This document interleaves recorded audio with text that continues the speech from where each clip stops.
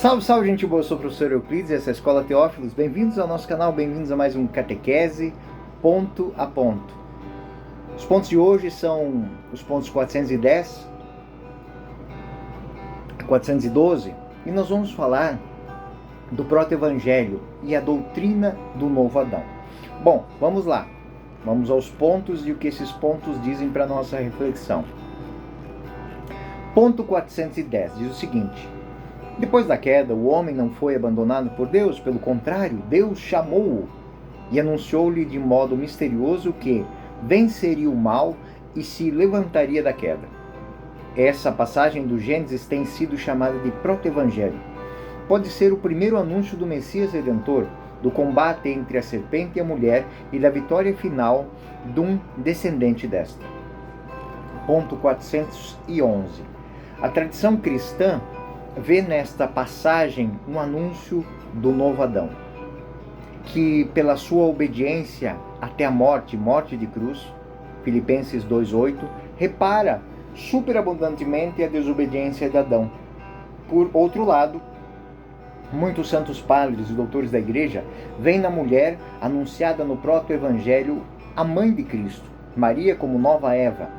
Ela foi a primeira a beneficiar de um modo único da vitória sobre o pecado alcançada por Cristo. Foi preservada de toda a mancha do pecado original. E durante toda a sua vida terrena, por uma graça especial, de Deus não cometeu qualquer pecado, qualquer espécie de pecado. Ponto 412. Mas porque é que Deus não impediu o primeiro homem de pecar. São Leão Magno responde: a graça inefável de Cristo deu-nos bens superiores aos que a inveja do demônio nos tinha tirado. E São Tomás de Aquino: nada se opõe a que a natureza humana tenha sido destinada a um fim mais alto depois do pecado. Efetivamente, Deus permite que os males aconteçam para tirar um bem maior. Daí a palavra de São Paulo: onde abundou o pecado, superabundou a graça. Romanos 5,20. Por isso, na bênção do Círio Pascal, canta-se: ó feliz culpa que mereceu tal e grande Redentor. Bom, gente, é um tema muito, muito legal esse de hoje, aqui dos pontos 410 a 412. E esse anúncio de Gênesis 3,15, que anuncia o novo Adão e insinua o papel singular de Maria como nova Eva, nós vamos estudar hoje dentro da exegese do texto bíblico, da leitura da tradição, ver como é que isso se articula dentro da história do magistério da igreja até chegar nos dias de hoje, nesses pontos que nós lemos. E ao final disso, pretendo ainda que a gente consiga fazer uma aplicação pastoral. O objeto desse trabalho, portanto, é demonstrar, com base nesses fundamentos, a consistência teológica e a fecundidade pastoral da afirmação de que do novo Adão. O texto-chave ele é chamado de alegoria do proto-evangelho, onde Deus dirige-se à serpente: por inimizade entre ti e a mulher, entre a tua descendência e a sua. Esta te ferirá a cabeça, e tu lhe ferirás o calcanhar. A exegese histórica literária reconhece deste ponto uma proclamação de conflito e uma promessa de restauração. Durante toda a tradição cristã se leu que esse texto, tipologicamente, a mulher aponta para a mãe do Redentor, a descendência do Messias, talvez até para a própria igreja. Paulo, na carta aos Romanos 5, 12, 21, contrapõe Adão a Cristo como figura histórica e tipológica.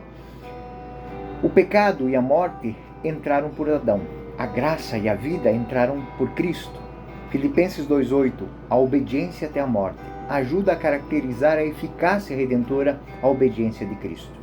Durante a patrística medieval, o novo Adão e a nova Eva. Santo Irineu de Leão, Santo Irineu, no século II, foi pioneiro em articular esse pensamento, a revelação, Adão-Cristo, a relação que existe entre Adão e Cristo, Eva e Maria. Para Santo Irineu, a obra de Cristo recapitula e supera a desobediência original do pecado.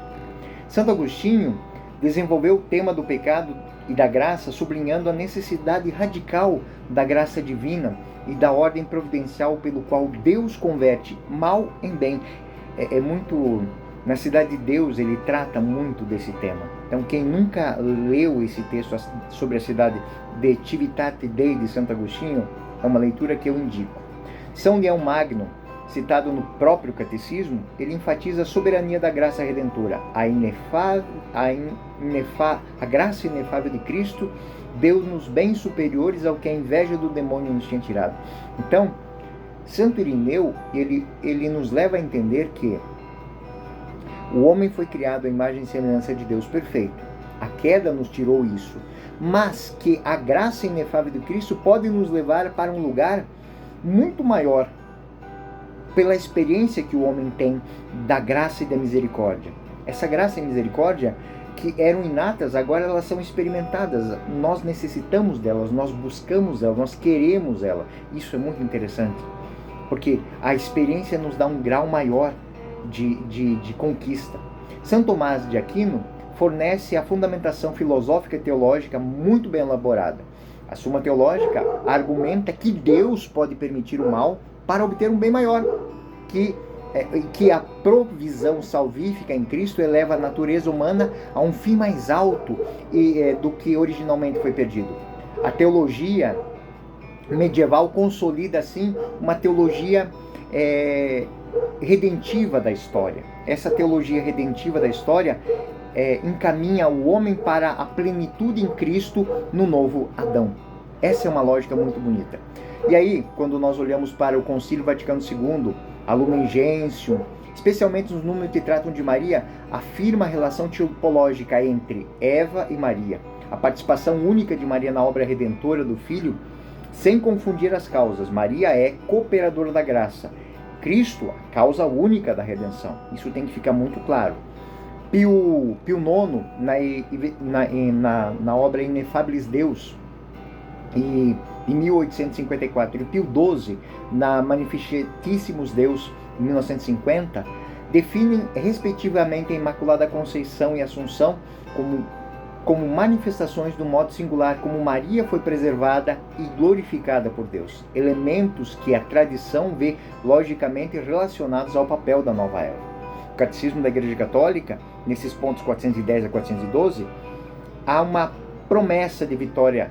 Cristo é o novo Adão. Maria participa dessa promessa de modo singular, porque ela é a nova Eva.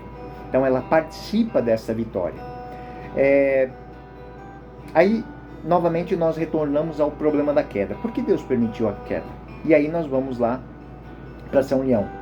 A pergunta, por que Deus permitiu a queda, ele remete a uma questão do arbítrio divino e da providência.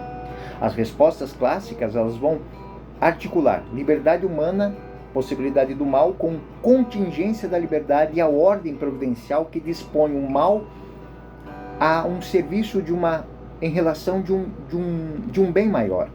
São Tomás de Aquino, ele vai oferecer uma formulação muito boa para isso. Deus permite males contingentes para tirar deles um bem maior.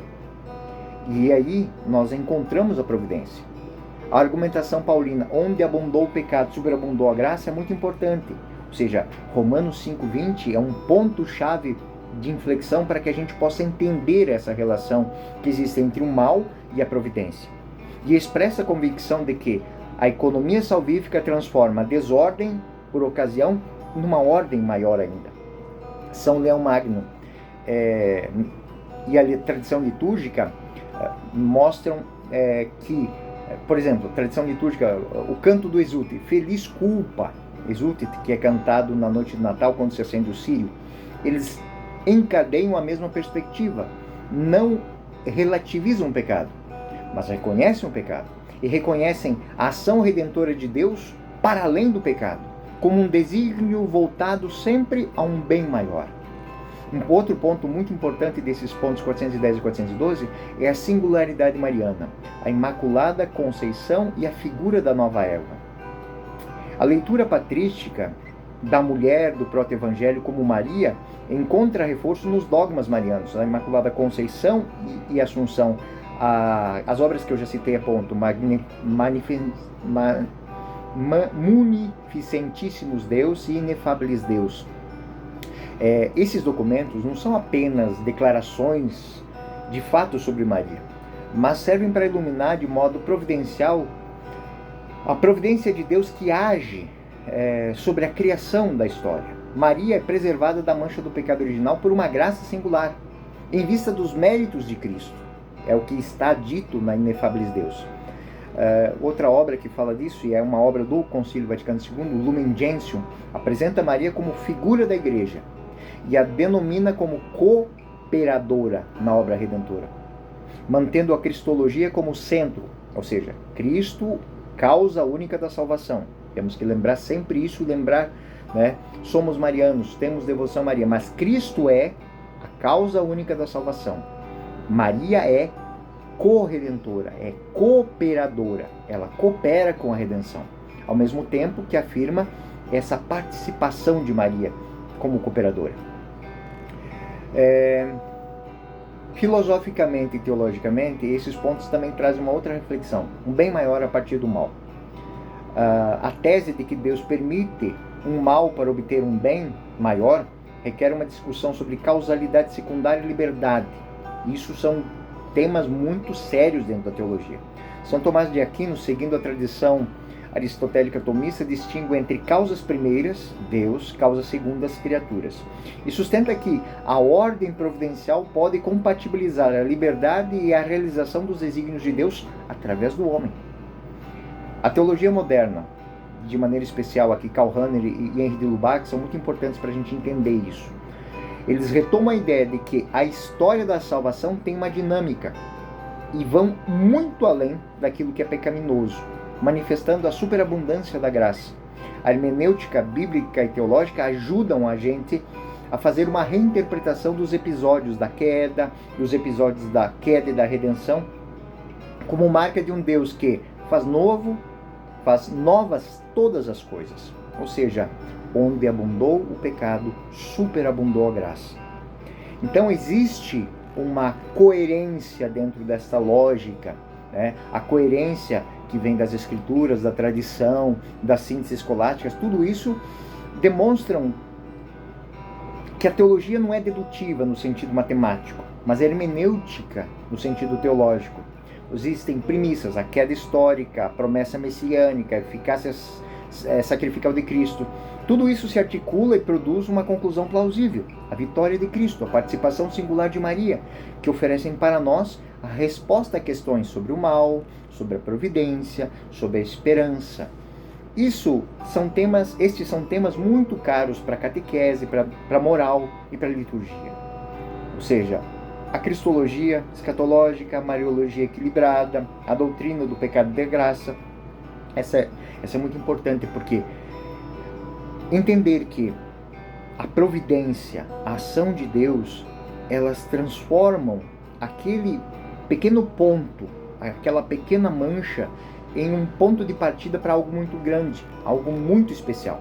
Então, gente boa, são esses os pontos de hoje, os pontos dessa argumentação, que está nos 410 ou 412, está firmemente apoiada na Escritura, na tradição, não apenas uma vaga promessa, mas o prenúncio de uma economia redentora que se realiza em Cristo, que é o novo Adão, e a participação singular de Maria, a nova Eva.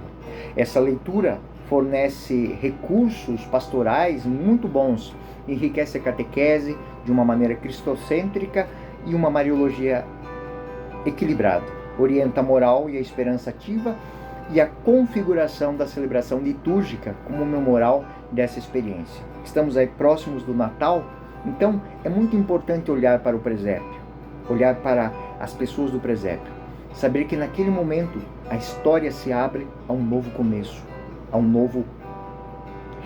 E assim, por mais que aquele ambiente do presépio seja a falta, a escassez, a fuga, a perseguição, é daquele momento de fuga, de perseguição, de nada, numa manjedoura, de pobreza, ali se manifestou a graça, ali nasceu o Redentor. Redentor esse que foi reconhecido pelos anjos e pelos homens de boa vontade. Bom, gente boa, eu sou o professor Euclides e essa é a Escola Teófilos. Este foi mais um Catequese Ponto a Ponto. Fiquem com Deus. Até o próximo ponto.